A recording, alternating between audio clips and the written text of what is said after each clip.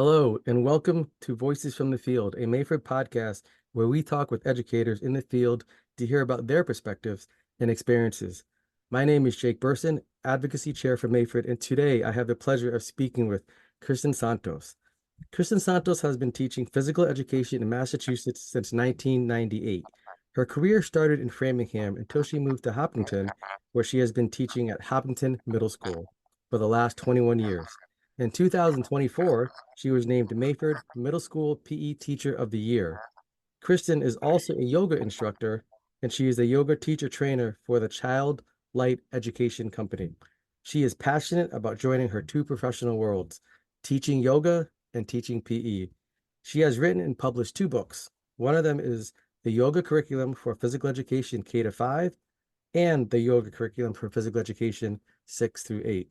She travels the country presenting at conferences to share her work, and she also provides professional development to schools. In her free time, she enjoys spending time with her husband and their two children. Welcome, Kristen. Hi, Jake. Thanks for having me. Awesome. No, thanks for coming on the show. It's so great to be in the space with you. Before we start the podcast officially, I like to ask all the guests this question. What's making you smile these days? Oh, I love that question. Um, on Thursdays for the month of May, I'm offering a restorative yoga class to my teacher friends at Hopkinton Middle School. So we did it today after school, and I don't know if you've ever done restorative yoga, but it feels so good. It's just I call it the lazy man's yoga. Yeah, that sounds um, interesting. Yeah, I haven't done it, no, but tell yeah, us a it's little more all about about what. just Yeah. rejuvenating and feeling good while you're doing it and afterwards. And I always sleep really well whenever I practice it. Oh, that sounds So great. That sounds so some we could use a little bit more of yeah. restorative yoga. I like that. Everybody's in Awesome. a good mood on Fridays because they got a good night's sleep Thursday after the yoga. Oh, sleep is so important. It's so underrated, but we definitely need our sleep. Absolutely. So, Kristen, tell us more about who you are and how you started your education journey. All right. Well, I grew up in Syracuse, New York, and went to St. Lawrence, Northern New York, and I knew I always wanted to be a teacher. And at that time, when I was in college, I thought maybe, a math teacher. And Mhm. I played basketball all through college, and I spent a lot of time at the gym. And I remember one of the professors asked me, would you ever want to teach PE? And I said, oh, you mean like a gym teacher? And he said, no, we don't call it gym teacher. And I took my first class, Intro to Phys Ed, my sophomore year, and I was hooked. And no offense to any math teacher out there, but I think it was the right profession for me. I think I make a much better PE teacher than a math teacher. Um, so then after college, I moved to Boston, got my first teaching job in Framingham. Um, and I have family that lives in Hopkinton.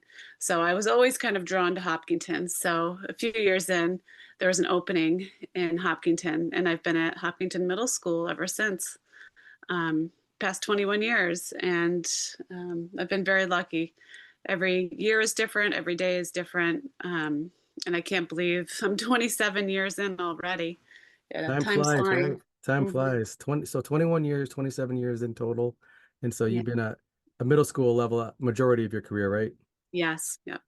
So that's a little bit of background about how you got started. So what inspired you to pursue a career in the field? Was it the a mentor or a teacher that motivated you or? So it was Dr. Fay up at St. Lawrence, and everything he said just made sense.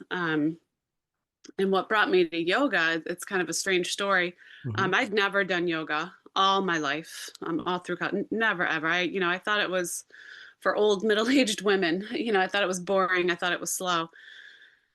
And in 2016, I was diagnosed with breast cancer, and my oncologist asked me, have you ever tried yoga? And I was just so surprised by that question. And actually, I was kind of annoyed, like, why is she talking about this when I'm going through cancer? And I did eventually do it after I went through all of my stuff as a way of healing physically and emotionally. Mhm. Just simple things, videos online, and I kind of became self taught. And then I stumbled across Child Light Education Company, and they offer teacher trainings. So I took my first course, and I was hooked. And I got my children's certification. I didn't even know there was children's yoga, and it was so great. I just kept saying to myself, "Oh, we have to get this into the PE curriculum." And anytime I find something good for myself, I want to bring it to my students and to my own children at home. Definitely. So it's kind of by chance that I stumbled upon child-led education and really got hooked on the yoga. So you had a diagnosis and the doctor recommended you do yoga, which is interesting because most doctors recommend medication, they Mhm. recommend therapy. So yoga is an interesting alternative. And so Yeah. tell us a little bit about what when you did the yoga, it obviously made you feel better, but what are some other parts of the yoga that really like drove you to keep going? I mean, just I share think share. I think it was her polite way of saying you're a hot mess. You need to learn how to breathe. um, and I couldn't wrap my head around getting a cancer diagnosis, and I just wasn't handling it. And one thing that I've learned over the years is yoga doesn't solve your problems, Mhm. but it will help you to deal with them. Got it. And I find that anytime I practice it, or even if it's just breathing on the highway on the way to school, it calms the body. It balances the central nervous system. And when people think of yoga, I think they think of like the poses, but there's really more to it. It's the mindfulness, it's the breathing, um, and it's been around for 5,000 years. Right. So if it's been around that long, there's got to be something to it. And of Right. course, it's evolved over the years and it's become westernized and Americanized. Um, but I think we all come to yoga at some point and in our lives, and breast cancer is what brought me to yoga. So for that, I'm grateful. Oh, what a story. So that breath is so important. We're going to talk a little bit more about the details of the yoga later on in the interview. So you teach middle school. How is teaching physical education in middle school similar or different than teaching other grade bands? What are your thoughts on that? Well, it's similar in the sense where you're working with children. You're working with middle schoolers. Some of them want to be there and some of them don't want to be there, just like a Mhm. math class. Some kids like math, some kids don't. Right. Um, and we as PE teachers, we have to be creative to get everybody involved, just like a math teacher would. I think one of the biggest differences is we're not an MCAS subject. So unfortunately, we don't get as much love and attention as the MCAS subjects do. But we know that it's important and we know that it matters. And once you develop that confidence and sense of self, it can really improve your outlook. And kids pick up on it. Um, and it's all about the buy-in, Hmm. especially in middle school.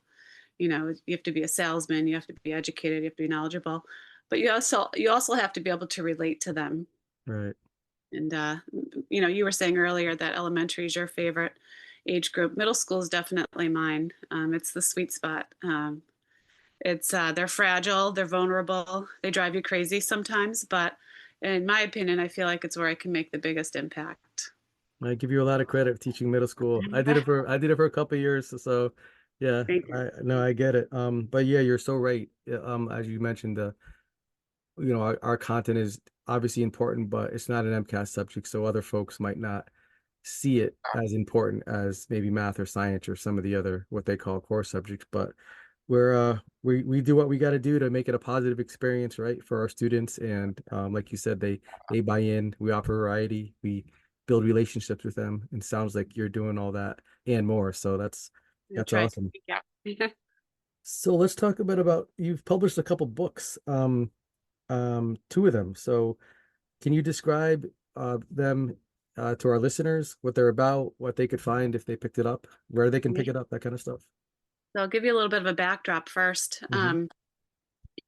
In 2020, when the world shut down, Child Light Education Company offered a 200-hour yoga training. So that's where I got my 200-hour certification, and it saved me that summer.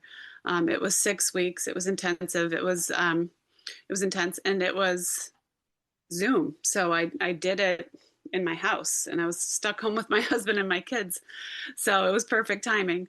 And when I went back to school that September, everything had changed. The world had changed. Kids were Mm. different. Everything was different. We had X's on the gym floor. We couldn't play catch with a ball. So I started doing a lot of yoga with my students. And I could really see the benefits. So I thought, okay, now's the time. Now's the time I'm going to write a curriculum, because I had been doing it before, but I just been piecing things together, and I kept looking online and I just wish somebody had a book or something I could follow. And there Hmm. wasn't anyone. So I took all my experiences from, teaching yoga classes at the gym and working with my kids' athletic teams and things that I did in class. And I collaborated with another elementary PE teacher, and I put together the K through 5 curriculum. And my sister did the artwork. She's a art teacher out in Denver. Oh, that's And so what we cool. did was we came up with 6 poses per grade level, one breath, K through 5. So by the end of it, you have 6 breaths and 36 poses. Each grade level has 4 lesson plans. Okay. Each lesson plan has a game or activity and then a written mat sequence.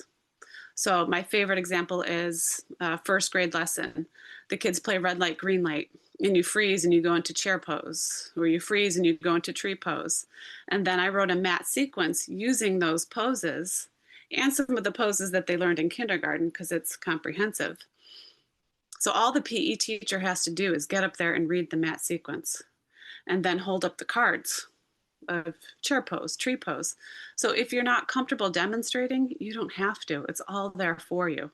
Or have the kids read it and hold up the poses, make it really interactive. It's also attached to shape standards and outcomes. Hmm. Unfortunately, it came out before the new shape standards came out in 2024, but it still has value. At some point, I'll go back and make some edits. But there are also helpful hints. There are pre and post assessments, formative Well, assessments, summative assessments. Um, and that book went over so well that people asked for a middle school one, and I'm a middle school teacher, so that was actually much easier to do. And the second time around, my sister and I, we tweaked it and we worked really well together. So the second one came out, and it's the same format, 4 lessons. Each lesson has a game or an activity and then a written mat sequence. And I think when people think of yoga in a PE class, they picture, the lights off and it being calm and everybody being quiet. Which no, no, no, that hardly ever happens in a PE class. In fact, the academic teachers don't want that. They want the kids to come in and run around and, do all their screaming and yelling, get out their energy, so to right, speak, right? right. And then, play the games, teach them, they get to practice the skills and then settle them down with a mat sequence so they're calm before they leave the gym. Hmm. That's interesting. You really thought of everything.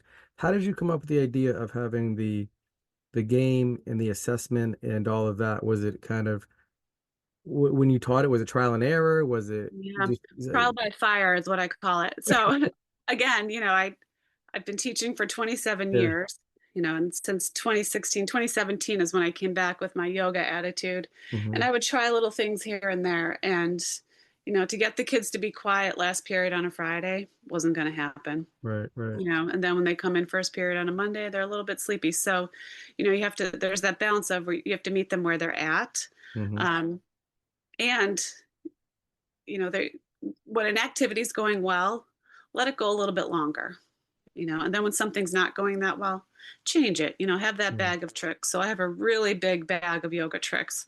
So I started sorting through all them and wanted to put something together where every teacher, every PE teacher in the district could have this book. So what they did in third grade, what they're going to do in fifth grade. And by eighth grade, that they already know all those poses. That's really valuable to have something like that where everyone's going is aware and cognizant of what's happening with the curriculum, and so there's no surprises. And it also kind of builds upon each other, right? The Yeah. 6 through 8 is building upon the K through 5. So Right. that's really cool that you do that. And So, I think what's unique about it is my sister's a teacher too, mhm, and she's an art teacher, so she's very much into the visuals. So she's the one who actually came up with the ideas of spinners and dice that no, you could cut out, and so it's hands-on for the kids. And the breaths too, making breath cards. I teach a unified PE class, and I use the breath cards with them, and we've made dice, and it's just been there's just so many ways you can use it, and that even though this book's been out for a couple of years, I'm still using it and finding different ways to do it. And I love it because it's for teachers by teachers. right. Those are the best type of books, right? Okay. Tell us a little bit about the Unified PE. Some of our listeners might not be familiar with that. What is that? Oh, so that's So that's a class that we have in our curriculum, in our middle school. Hmm. So we have eighth graders working with kids with intensive needs. Okay. It's a whole trimester long, and we do a lot of activities. It's all about inclusion. And just the past couple of weeks, the kids, we know with the good weather and then the bad weather again, have been a little bit off. So we've started focusing on breathing just to help us self-regulate. And it's really great because they roll the die and they see the bumblebee. And my students will know to inhale through the nose and then exhale with a zzz. And what they're really doing is exhaling longer than their inhale, which Hmm. stimulates the vagus nerve, which is designed to calm and relax the body. Exhale longer than the inhale, and that stimulates the vagus nerve, and that is Mhm. the response is relaxation of the Yes. body. So when Interesting. you just tell somebody to breathe, you're Hmm. not helping them. All right. No, So just calm down. yeah, yeah, Right. calm down. We focus. Relax. How many times have we said that when we're Right, really right. you'd be more specific? So when my students are arguing about something, Hmm. um, in a game, and they come over to me all fired up, I say, okay, pick a breath, snake breath or a buzzing breath. And they do it and they stand there and go zzz. And then I say, are you calm? And if they're not, I make them do it again. And so I'm teaching them that you can't talk, you can't solve your problems unless you are regulated, unless you are calm. Hmm. Right? I don't care who stepped out of bounds. I don't care who double dribbled or whatever the call is. Calm yourself down and then we can talk about it. Right. You're giving them specific details. That's really cool. So important. So, in addition, obviously, to teaching skills and content, we want to make sure that PE, and in your case, you do a lot of yoga or teach a lot of yoga. How do you ensure that yoga slash PE is a brave, safe space for everyone, for all bodies? What are some things you use or do? Absolutely. So I think one of the most important things is to use trauma informed language, Hmm. and it's basically good common practices for all teachers. But I took a course through child led education, and it was trauma informed yoga, and it made me think about how you the words you use. For example, and I don't mean to be crass, instead of saying spread your legs, you say widen your stance, Got it. right? Or instead of saying bend over, you say hinge at the waist, Right. right? And then when I'm doing a mat sequence, I'll stand underneath the basketball hoop and I have all the kids lined up on the 3-point line. Hmm. And I want them to have their heads towards me. If they're lying on their backs, I want their heads towards me and not their feet. Right. And I'll say, well, it's because I want to see your smiling faces and I want you to be able to hear my voice. But I know that being a yoga instructor, I don't want to put them in a vulnerable position. And Interesting. having their legs and feet away from me, they're more comfortable. And nobody's ever behind anybody else. So, when you talk about trauma informed, some of the language you said, instead of saying like spread or bend over, those words might be triggering, right, for the Right. students. So using a different set of Right. um, verbiage is much more appropriate and sensitive to students. Is that right? And yes, and you can't always see trauma, Right. so you don't know what somebody's been through, and we need to avoid triggers. The other Absolutely. thing I do in yoga is I pick my battles. Hmm. One of the things that I treat my yoga mats like your mom's really precious rug that she doesn't want anybody walking on with their muddy sneakers, right? So I always say no shoes on the mats. If there's somebody who's really, really opposed to that or refuses to take their shoes off, then I give them an older yoga mat, one that I don't care about as much, Hmm. or one of the big green gym mats that are in the gym and they can keep their shoes on. And I try not to make a big deal about it because I don't want to turn somebody off to yoga over something simple like that. Right. They might just be having a day where they don't want to take their shoes off. Right. Everything doesn't have to be a power struggle, right? That's right. That's Yeah. right. Pick your battles. I like that. I like Hmm. that. It's good advice. Um, Kristen, how do you engage or support your learners through the yoga program? What are some things you do? Well, I try to make it real life for them. Who do you know that does yoga? Why do people do yoga? And just open up with that conversation and, what are some of its benefits? And then I show them videos or pictures of people who practice yoga. I remember a few years ago, I always use this example, whether you love him or hate him, LeBron James, when he broke the NBA scoring record at 38,000 points, I would tell the kids, Google LeBron James and yoga. He's been doing it since 2016. And he says that yoga is the reason why he can play basketball for so long. Think about what you love. Don't you want to get good at it? Don't you want to do it forever and be injury free? Um, and that really gets the athletes, especially the boys. Mm. The boys tend to think that yoga is more of a girl thing, which is funny because actually, when yoga started, it was the men that would go up on the mountains and meditate and breathe. So they were the Oh, ones who really? actually did yoga before the women. But again, I think it's become Americanized, westernized, and Right. um, Sometimes you see more pictures of females on the yeah, ads or the YouTube videos, not yeah, that many especially men. with yoga clothes and leisure wear. It's so Right. much has changed. Right. What a great tip though for those male students to give them an example from an athlete, like you mentioned, and that they can relate to. And so Hmm. now they see, oh, they're like he's, top level performer Hmm. practicing yoga and he's practicing this long and he's that Hmm. how it can benefit them as well. That's great. That's a great tool. I think more and more people are doing it. There's yoga for first responders, there's yoga for military, yoga for athletes, yoga for differently abled students, yoga for elderly. I mean, you could really just, I mean, they even have like puppy yoga now. Do they really? Wait, It's they have really yoga for everywhere. animals? Yes, my daughter actually went and spent money on it. And I said, you know who your mother is, right? And she said, but mom, they're golden retrievers. And I said, you have a golden retriever. Like, why are you Yeah, driving to Cambridge? Anyways, but that's so interesting. Yoga's for everyone, including animals. I guess, right? Well, that's awesome. So, Kristen, you've presented at many different PE conferences around the country, around the state. What are some common questions that folks have when they come up to you after you've either before you demonstrated or given your presentation or after?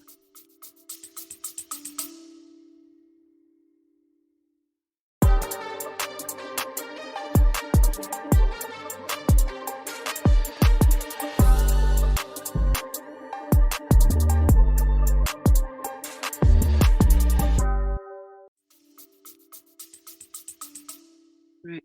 Um, One thing that people ask me is, and it's interesting depending on where you go in the country, Hmm. what do you do if somebody says yoga's a religion? Hmm. And when I was presenting out in Colorado, I mean, it came up in conversation, and they said, oh, no, everybody does yoga out here. And then other places maybe where perhaps they're a little bit more conservative. Um, So I always tell people, get the support of your administration. And of Hmm. course, parents want to know what they're being taught, what their children are being taught at school. I have two children. I want to know what's being taught in their schools. And I think that's why it's so valuable to have my curriculum, to have the book, and you can open it up and show them the pictures. There's no Sanskrit, and it's all to improve muscular strength, flexibility, and just to teach kids how to breathe and move in their bodies, just breathing and moving, breathing and moving. Um, and I think a lot of people are afraid of things that they don't know, Hmm. a lot of those isms, right? Racism, sexism. Um, and people know what they don't fear, or I'm sorry, people fear what they don't know. Hmm. So if you can tell them what they're being taught and what they're actually doing, they'll probably say, oh, yeah, my kid can play red light, green light, and freeze and go into chair pose. That's not what I thought it was. Um, and I also tell people, yoga's really been around forever. The word mantra, we tell kids to think positively, to get a Hmm. positive affirmation. Mantra means message in Sanskrit. Oh. And karma. Karma means what goes around comes around. That's Sanskrit too. So I think it's changing over the years, but I just wish people wouldn't be so afraid. I do think there are some people that say it's a religion and I can't teach it because maybe they just don't want to teach it. Maybe they're Hmm. afraid themselves. Maybe they think they're going to have to get out and demonstrate, Hmm. hold down dog in front of the class, which you don't have to. And anytime I present, I don't have a mat with me. And I'll say to the other PE teachers, like my yoga mat, we kind of laugh and I said, I'm going to teach you how to teach yoga without you having to demonstrate it. Hmm. Right. I teach a lot of things I've never played and things that I'm uncomfortable with. Flag football, rugby, volleyball. I never played any of those sports. right? But I still teach it. So when people say, "Oh, I don't do yoga, I can't teach it." Well, if you think it has value, go to conferences, get educated, learn about it. And we all make mistakes when we're teaching something new. Hmm. It takes time to build that confidence and Absolutely. feel comfortable. You bring up at a point about a growth mindset and trying something just because the teacher might not be comfortable with it, it still has value for the students. And to kind of take that extra step and maybe be a little bit uncomfortable learning something new, going to conferences, putting yourself out there a little bit, sticking your neck out a little bit, and then teaching the students things they need, dance, yoga, maybe some alternative activities that aren't your traditional Right. units, right? Maybe skateboarding or archery. So that's really important. And I think um, teachers who do that go a long way in serving their students in their community. And it sounds like you're doing that every No, day. So and you that's got to awesome. remember too, so many kids don't like sports, Mm, don't play sports. It's different than when you and I grew up. definitely. We were always outside playing until it was dark. Kids are different today. Um, and one thing I have really been thinking about a lot lately is when I hear people say that they do yoga and they just have the kids follow along on a video. Hmm. That would be like a history teacher putting on the History Channel to teach about, whatever unit it is, right? Right, right, Of course, it's okay to like, show clips and different things and, maybe like a video of a sun salutation and then everybody can practice it. But, we're not going to keep our jobs if we're just pressing the play button. right. Yeah, yeah. Really engage the students, demonstrate, teach them the value, like Hmm. you said earlier, the standards, Right. why they're doing it, what they're learning, and then also, as you mentioned, including the parents or the caregivers if they Yeah. want to see what's happening. That's always important to be able to share that information with them. And so anybody can really pick up this book, read it, and the pictures are on there, the assessments are on there. Um, the tips, what is it called? The bag of tricks or bag of tips you have? So I have helpful hints written in Helpful the book, hints. but Okay. I have a big bag of yoga Helpful tricks. hints. Okay. That's so cool. Kristen, how has yoga or the teaching of yoga changed or remained the same since you first started? So again, trial by fire. I Hmm. made a lot of mistakes in the beginning. And I've learned to teach it with confidence. And I find myself saying things like everything we do in here matters. What might be your favorite activity might not be somebody else's. Hmm. And I think that's an example of my students are comfortable with me and they they will tell me when they like something, when they don't like something. And I say that's okay. We're all entitled to our opinions, but we have a curriculum to follow and we're going to do yoga to strengthen and lengthen our muscles. Um, and I have a yoga code of conduct. I use rubrics to assess their breathing. You're a 4 if you know which breath to use in which Hmm. which situation, down to a 1 who doesn't attempt to breathe properly. So, assessment drives curriculum and instruction. It's all related, and you can assess in yoga just like you can in anything else. Tell us a little bit about the code of conduct. Is that specific to yoga, obviously, or no?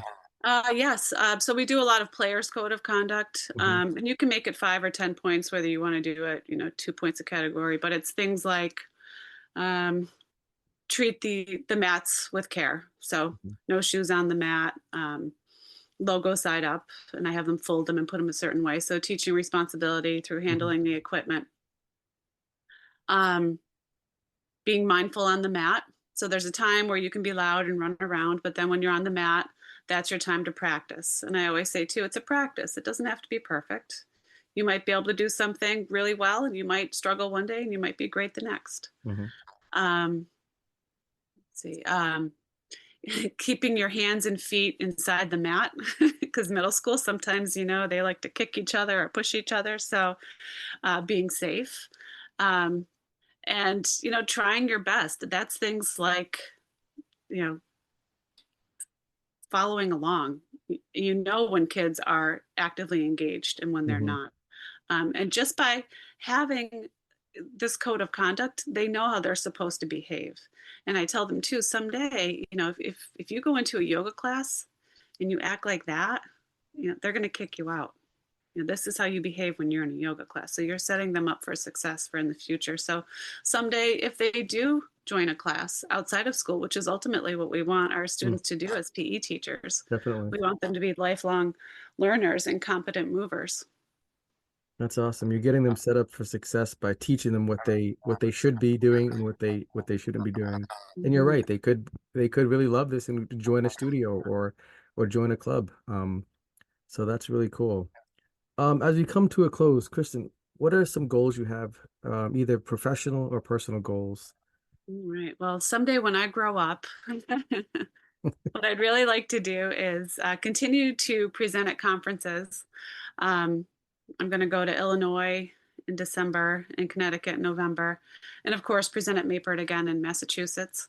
Good, Um, good, I would like to offer more professional development to schools because I think, especially as PE teachers, we really need valuable professional development.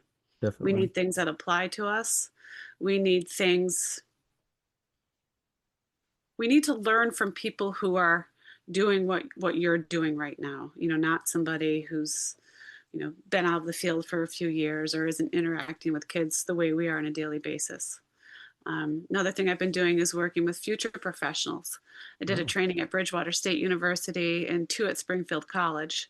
Um, and that's really exciting because those are the kids who are going to be student teaching soon, and they're mhm. told, okay, you have to do a yoga unit. And they go, oh, I don't know anything about yoga. So I came and did a training and they bought my books. And so I think that's just another way, the ripple effect, just getting it out there. But I do love teaching. I have a few years left, and I would really like to make presenting and sharing yoga my post teaching career. Any books in the future? Any more books, or are we sticking with the K to 5 and 6 to 8? So I don't know if my mom will let my sister and me do another book because Oh, really? she was in the middle of it so much. I'd call her and say, "Oh, she did this," but we're sisters and we're tight, and we Mhm. put together something really great. But I am working on a high school curriculum. Okay. And I think I'm going to do it digitally. I don't know if I have it in me to print and publish another book, but I think this will be really helpful for high school teachers, especially. High schoolers, they're a different breed. So I'm going to Hmm. collaborate with some of my high school friends and see what we can come up with. That's really cool. You mentioned that the first book was really hard and the second was a little easier, right? The It 6 to was. 8 was easier. So the 9 through 12 should be a little bit easier, right? Well, we'll see. Nothing is ever really, really easy. But as I mentioned before, middle school is my sweet spot, and Mm, that's the age I know the best. So, that's um, fantastic. But that's really good to hear too that you're are going into the colleges and offering your expertise with pre-service teachers because those are those teachers that are going to come out into the field and eventually yeah, teach. Once we all retire, they're the yeah, next generation of, so we it's got to good pass to, the torch. that's right. But they're getting that quality of background about yoga and the resources that are so necessary. Because Right. you're And I right. say to them too, when you go on an interview, Hmm. you can say, I had this yoga training and you can speak to it. Definitely. And so it's a differential that they can put in their portfolio. Absolutely. So, Kristen, how can our listeners connect with you? What type of social media are you on or not on or So what? I'm learning. My teenagers, my two children make fun of me because I'm on Instagram and I'm apparently not as cool as they are. But you can follow me at Yoga in Phys Ed. Okay. That's my handle. I have a website, yogainphysed.com.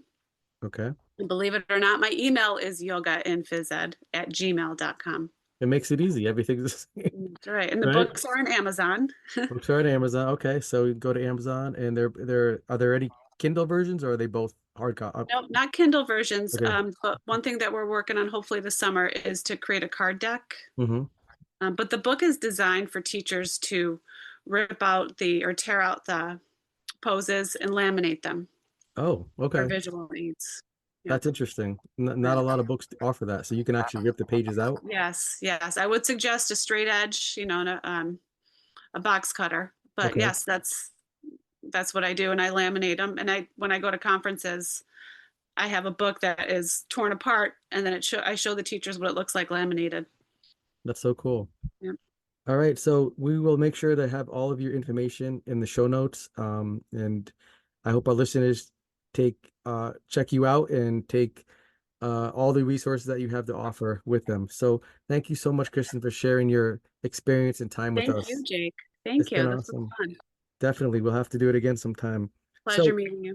likewise, listeners, if you have any questions, please email us. We'll have this episode uploaded soon. We're also asking our listeners to rate and review this podcast as it does help other folks find it. Thank you all for listening. Have a great week, and we will be back soon.